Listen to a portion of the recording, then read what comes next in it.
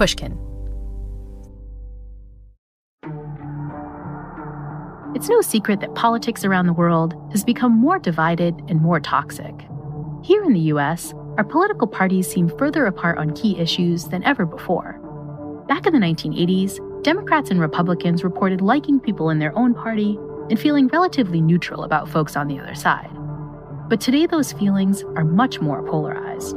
One survey from 2020 found that Democrats and Republicans now dislike their rivals more than they like the people who share their political views. This level of emotional polarization is new in American politics, but it's not that surprising given, well, pretty much every screen you look at these days. Cable news shows, social media sites, emailed attack ads, they all show us a very extreme version of the other side. Our opponents aren't just wrong about the policies, they're immoral and out to destroy our nation. The brainwashing that's going to the young people right now is unbelievable. Now they're inviting the government into their bedroom to tell any woman what to do with her private parts. I don't think that's right. We're being flooded in by illegal people coming in. A lot of people that vote for a certain candidate are voting against democracy. This level of division, distrust, and anger takes a huge toll on us. It's exhausting. I'm Jamil Zaki, and in my lab at Stanford, we've found that more than 80% of Americans on both sides are fed up with it and wish that the country was less divided. But if you're convinced that the other side is made up of terrible, hostile people, there's little hope for things to get any better. They're so annoying. They come with so many negatives. That's what the Republicans come with. It's always put out there that Republicans are this, Republicans are that. We're racist. We don't listen to other people. A lot of my family are Republicans, but I'm not friends with any Republicans. But are we right to imagine that everyone on the other side is just plain awful? And if we're not, can we fight this polarization and connect with our fellow citizens across the aisle? Is there any hope that we even could be less divided? Our minds are constantly telling us what to do to be happy. But what if our minds are wrong? What if our minds are lying to us, leading us away from what will really make us happy? The good news is that understanding the science of the mind can point us all back in the right direction. You're listening to The Happiness Lab with me, Dr. Laurie Santos. And me, Dr. Jamil Zaki.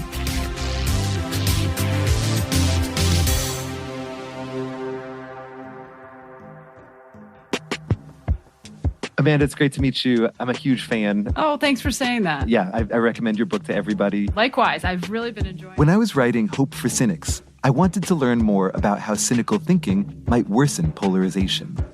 One of the people who inspired me the most here was Amanda Ripley. I've been a journalist for 20 years, and I spent a lot of time covering conflict. That's part of the job, and I thought I was pretty good at it. I thought I understood it pretty well. I thought I was comfortable with it. And then, 6 or 8 years ago, I started to feel like things were happening in the country politically that didn't make sense. And anything I might do as a journalist was either going to have no impact or make things worse. People have gotten more polarized in the past few decades, but so has the media. When I was a kid, not quite in the age of the dinosaurs, TV news was like the ancient landmass of Pangaea, a single continent of information on which we all lived. We might not have shared our views, but at least we shared a sense of what was going on. But then the tectonic plates shifted.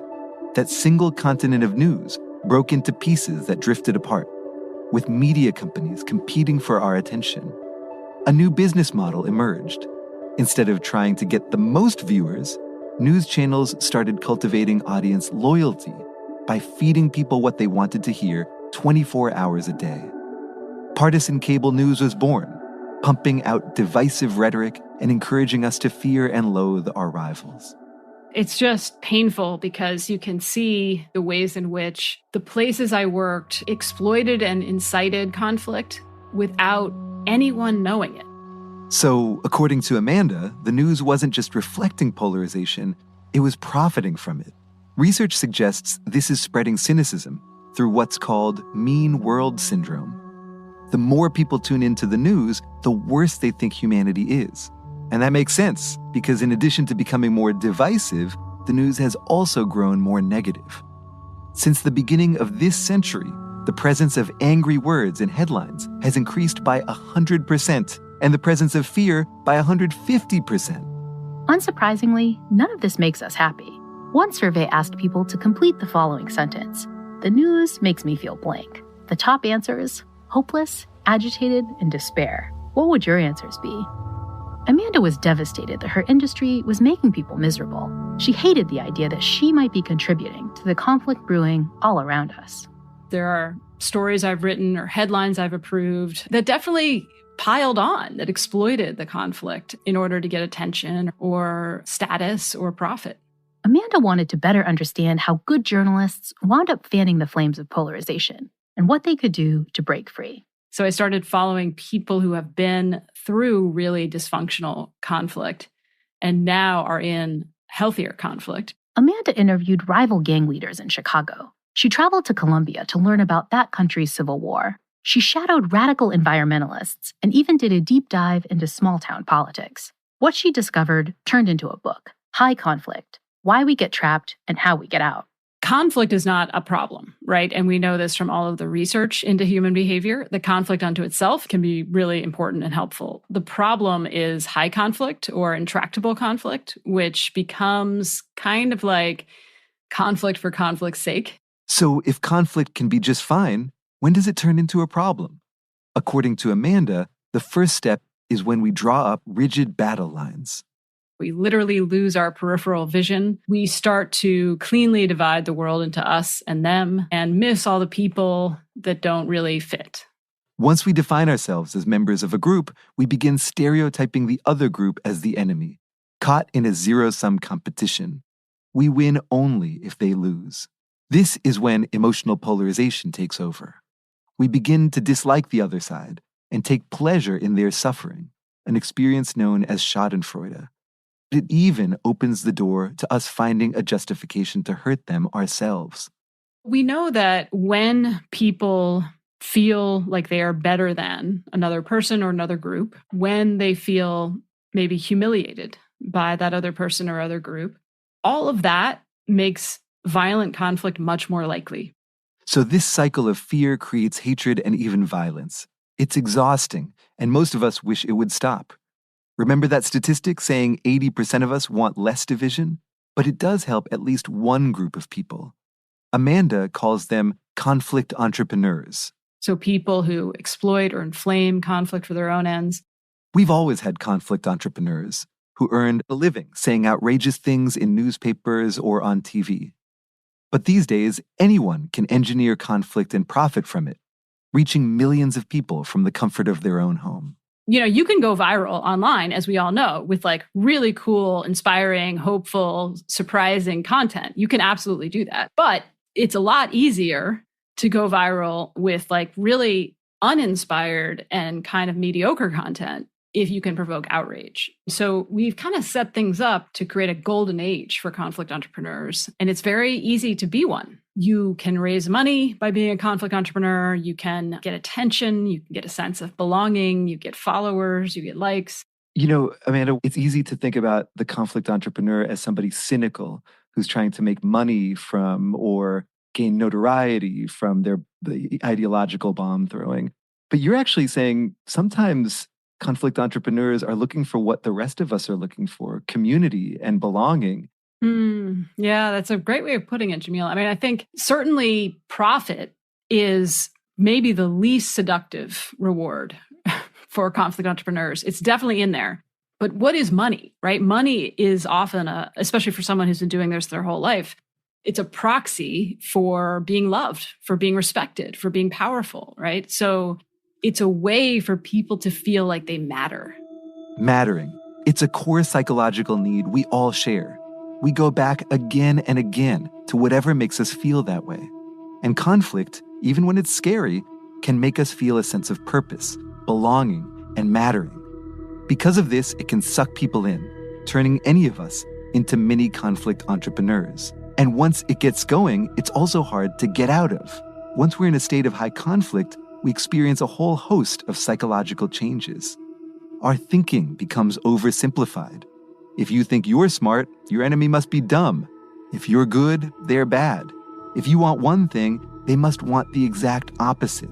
But lots of these assumptions are just plain wrong. The Democratic way drives me absolutely nuts. I can't tell you how many terrorists are actually coming into our country right now. I think the Republicans is very hard people. Democrats are real stupid and they don't know much. And they feel that they're better than everyone. At least in the US, political groups are wrong about each other in almost every way we can measure.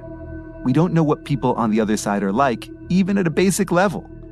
For example, Democrats tend to think that Republicans are super rich.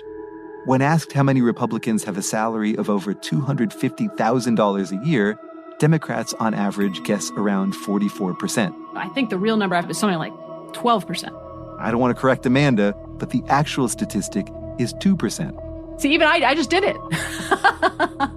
I just did the same mistake. The right gets the left wrong, too. When Republicans are asked how many Democrats identify as LGBTQ, they assumed it was around 38%. The actual proportion? 6%. We don't know who the other side is or what they think.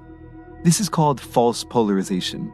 Of course, we are polarized, but these divisions are larger in our minds than in reality. Both Democrats and Republicans report that the average person they disagree with is much more extreme than they really are. And it gets worse. We also think our average rival is about twice as hateful as they really are. We kind of caricature each other, or rather, I should say, conflict entrepreneurs caricature each other. And then we believe these things, especially when we're really segregated like we are right now. The good news is there is way more common ground in our political landscape than we realize. Most of us agree on at least some issues, and almost all of us share certain values. Most Americans want peace and democracy. The bad news is that conflict entrepreneurs convince us that people on the other side are awful, so we avoid talking with them, even when those conversations might help us become less wrong. What's worse, we end up thinking that we need to escalate conflict, even though almost no one wants to. This feeds even more division. An exhausted majority wishes things could be different, but feels, incorrectly, that they're alone. I think people are getting really tired of it, but they also feel totally trapped. We know this doesn't feel right. I think we all know that something is wrong in our culture, in our politics, and that we need to do better. I think there's huge unmet demand for a different way to do politics, a different way to do journalism, a different way to fight. Is there hope that we can find a way out of high conflict? Well, after the break, we'll meet someone who's had to diffuse lots of polarizing situations and open a type of dialogue not where we agree, but where we can still see each other's humanity and common goals, even with our families. Half my family's Republican. It always makes for a great Thanksgiving, you know? More on that when the Happiness Lab returns in a moment.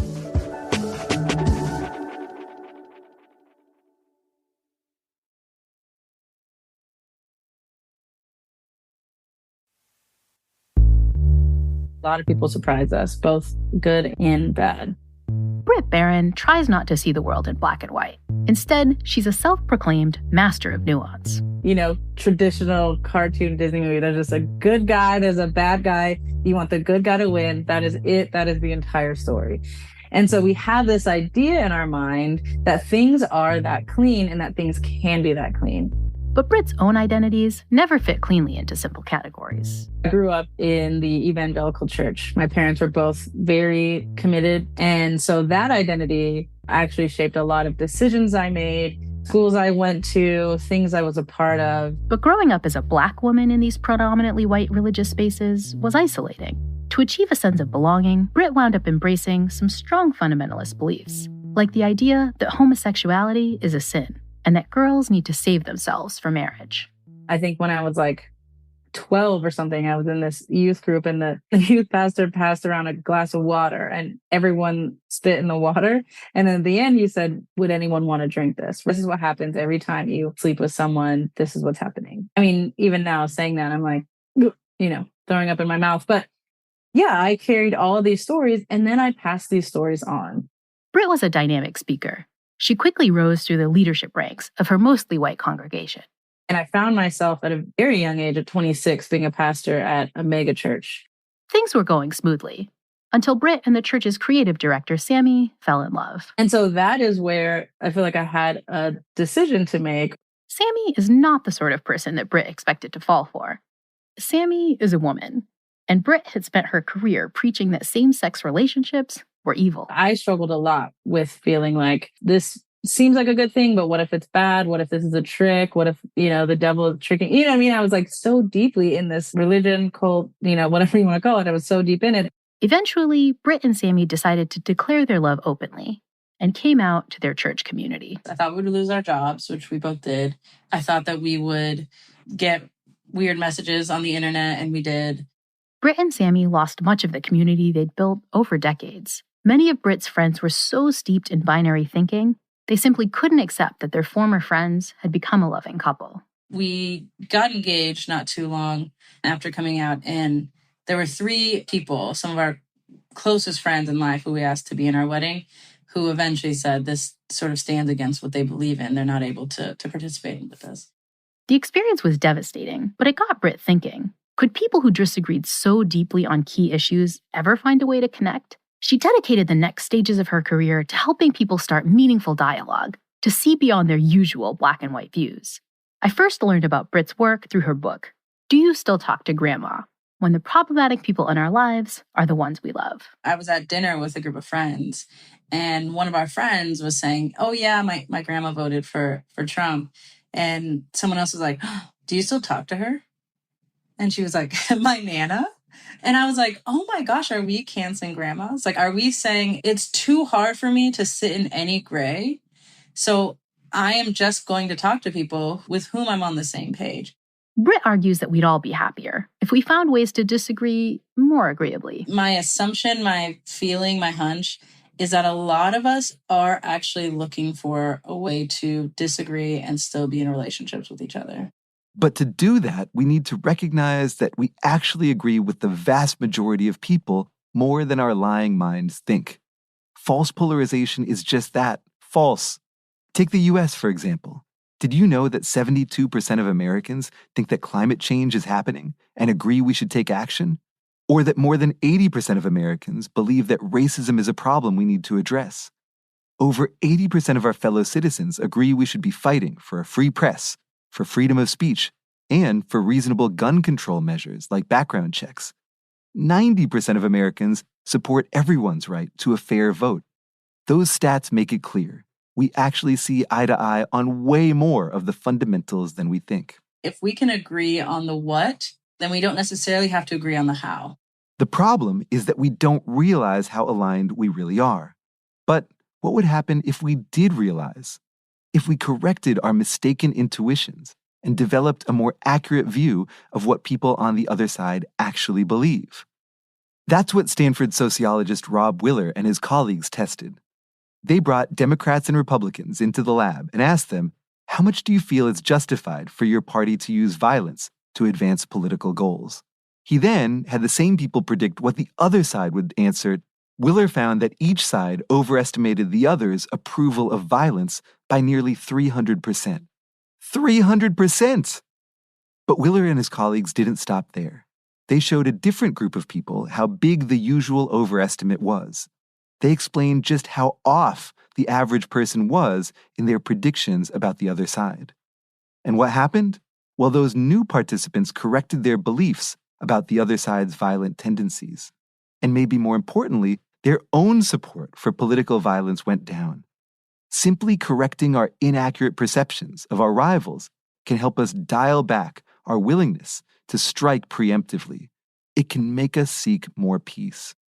Britt thinks that results like these prove that we need to embrace a bit more nuance and drop the binary judgments we make about, say, a grandma who's kind and loving, but also votes for someone we hate. So is she good or is she bad, right? Very few of us are willing to sit with the fact of grandma's both, and so are we. And that gets to the heart of Britt's strategy for disagreeing better. We need to bring some humility to our own views, too. I think a lot of us have convinced ourselves that we can fully exist on the quote-unquote right side of the line. So if someone can be all bad, then we can be all good. And we can exist in only right answers. And we can know the formula. And we can have it right. And we know the right people to follow. We know the right things to repost. We know the right books to read. And oh my gosh, I just wiped the sweat off my brow because I don't have to worry about ever being bad. Britt worries that we don't just think we're right now. We assume we've always been right, and that we always will be right. It's a bias she calls progressive amnesia. Progressive amnesia is our ability to conveniently forget a time before we knew what we know now. We have all seen a movie that we loved from our childhood. We rewatch it only to find, and we've all said this phrase before, that movie doesn't hold up. And owning that and experiencing that should give us a different perspective. It should change our lens to sort of soften some of that black and white line we've drawn so firmly. Noticing just how much our own views have changed can help us remember that other people have the capacity for change too. It's a reminder that Britt turns to whenever she encounters someone she disagrees with. I have outgrown so many beliefs I used to firmly hold, right? I believe these fundamentally Christian things. I had thoughts about women and purity culture. I used to believe that being gay was a sin. I bought into that. Now I can't look at the people who are there as just antiquated, prehistoric idiots who don't stand a chance and they're just dumb and they're bad, when in reality, they're just me 15 years ago. I think there's just a lot of empathy I feel for people who have only ever been told one story and now are retelling that story because what else would they know? And that doesn't change the work that we have to do in terms of justice and fighting for equity, but it should change our approach to the work as we understand those people in a different way. But we don't just need to change the way we think about people on the other side of political debates. We also need to change how we act. We actually need to talk to the people we disagree with. And so talking to people is so wildly important because that is how we see them as people again. I think there are a lot of ways in which human interaction can actually turn the needle quite a bit because I've experienced that. But how do we get those tricky conversations going? We'll find out when the Happiness Lab returns after the break.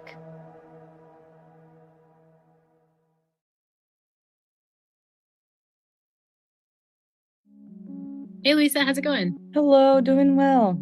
Thank you for having me. No, thanks for coming on. I love. This is Laurie Santos, no relation to Laurie.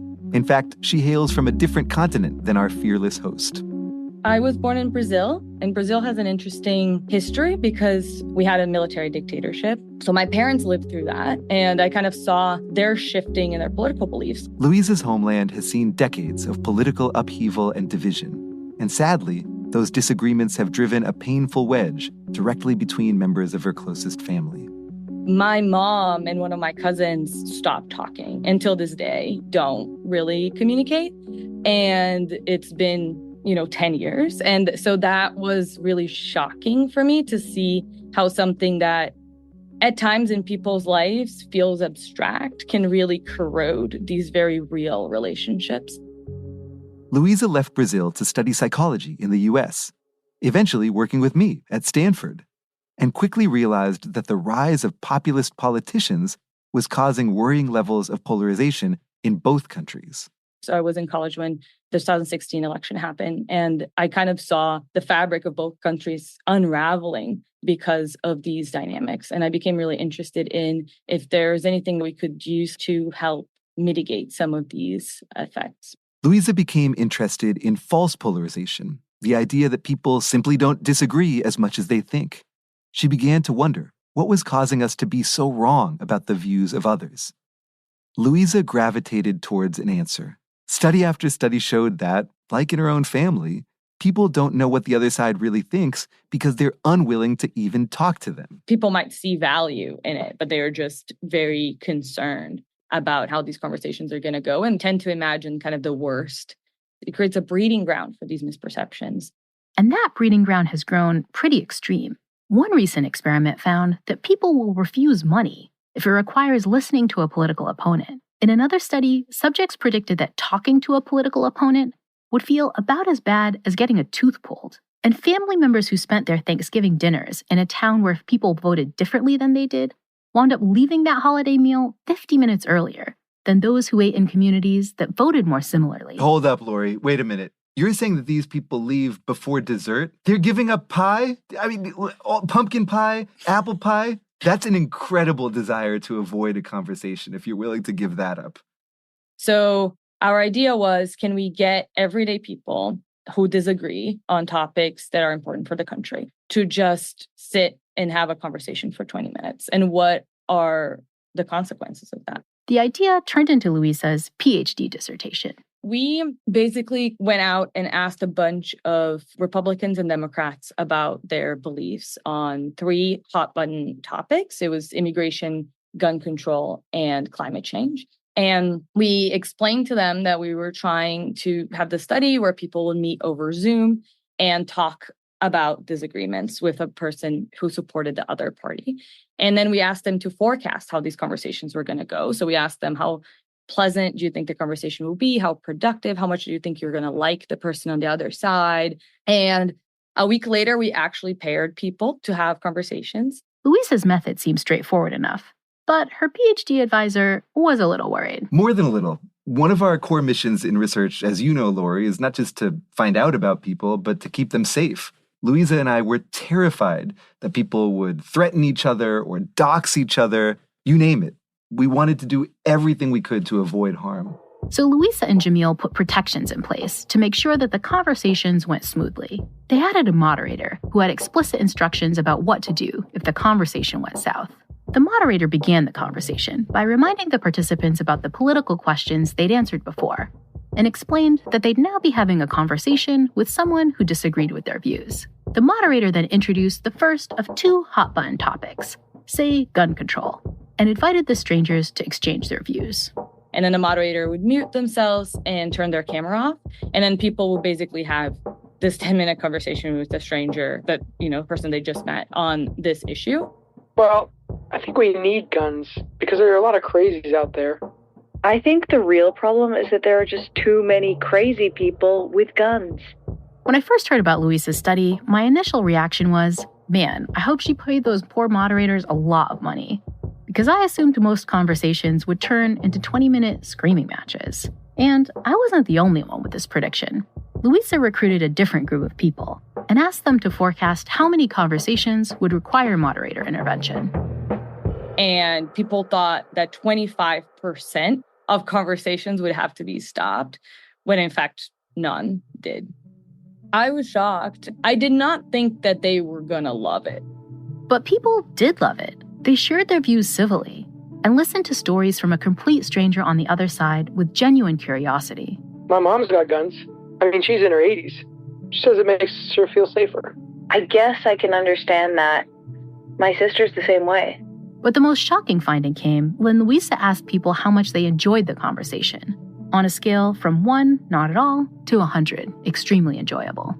The most common response was 100 out of 100. People thought it was extremely pleasant, that these conversations were extremely productive, that they found a lot of common ground with their partner, and that they liked their conversation partner a lot. And a very common comment at the end of the survey was that people were shocked by how well it went and how much they liked the person they talked to. They even wrote things like, I would love to have this person over for cocktails and dinner. And, they really seemed to connect with one another, even though they were talking about these fraught topics of political disagreement. And I think it speaks a little bit to the hunger that people have to find these types of connections, to kind of feel that there is common ground out there when everything around us seemed to indicate otherwise. But why did these conversations go so shockingly well? Louisa thinks part of the success involved the way strangers talked about their views. Rather than give some lecture aimed at convincing the other side, most participants just talked about their lived experience. They told stories about how and why they came to believe what they did. For example, in one of our conversations, this person who's a Republican gun supporter shared that he's gay. He lives in an area where he feels very unsafe, and he had received death threats in the past. And that was the time where he bought his first gun. So he kind of shares this story about how he was actually opposed to guns before. And then this setting of being frightened made him purchase a gun. And nowadays he feels safer because of that purchase. I feel like stories like that really shatter kind of preconceived ideas of who that person on the other side is. And it kind of opens us up to understanding how a person can disagree with us. And it might not fully change our beliefs, but at least gives insight into the humanity of that person who believes that. Louisa's conversations involved a rhetorical tactic that we've talked about before on the Happiness Lab, asking deep questions. Research shows that people feel more heard when their conversation partners ask deep questions and listen to their replies. Hearing a partner's question can also help us think more carefully about our own views on a topic. Like sometimes when people ask enough questions, even the person who was very confident in their beliefs starting out become a little less confident as it goes on. Asking questions also helps your conversation partner know that you really care about their experiences and perspective. I think that sometimes people come to conversations thinking that the sole goal on the other side is to persuade you, but actually people are more interested in learning than we give them credit for. Louise's study shows that hard political conversations are much more effective and enjoyable than we think. Her findings about the power of a quick one-on-one political dialogue have made her much more hopeful that we can fight our polarization and fix the toxic conflict that so many of us despise. Most people do not want the world that we currently live in, and they kind of would like more connection. Louise's research is so encouraging and compelling, but has it fixed the rift between her mother and her cousin? I try in private conversations with each of them, and both of them ask me about each other, so there's a lot of care there and love. And I think that both of them seem, when I talk to them in private, very open to the idea of it, but no one wants to do the first step. So I hope I can come back to this podcast in a few years and say that that conflict has ended. This points to a new frontier for Louise's work. Getting strangers to be polite to each other is one thing, but the emotions of a family dynamic are on another level of challenge, one we hope to explore in the future. Of course, there are real disagreements in our country and around the world. There are real violent extremists and bad faith actors out there, and real threats to our values and even democracy itself. But our problems only get worse when we cynically decide that absolutely everyone we disagree with is awful. The way we see each other now shapes the future we can imagine together. When we write off the other side, we give up on things getting any better. The common ground we could explore together remains an undiscovered country. But we don't have to give in to this. The data about what people really want is more accurate than our assumptions, and more hopeful too.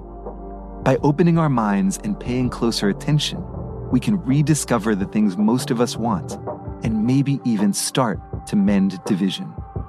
And that new approach probably won't hurt our happiness either. In our next episode in this special season on Finding Hope, we'll build on what you've heard so far and talk to people who put their cynicism aside to work with others to fix the problems our society is facing, and in doing so, made their communities and themselves a lot happier. There was no guarantee we were going to be successful. If anything, everybody told us all the reasons we would fail, and yet we were willing to try anyways. All that next time on The Happiness Lab with me, Dr. Laurie Santos. And me, Dr. Jamil Zaki.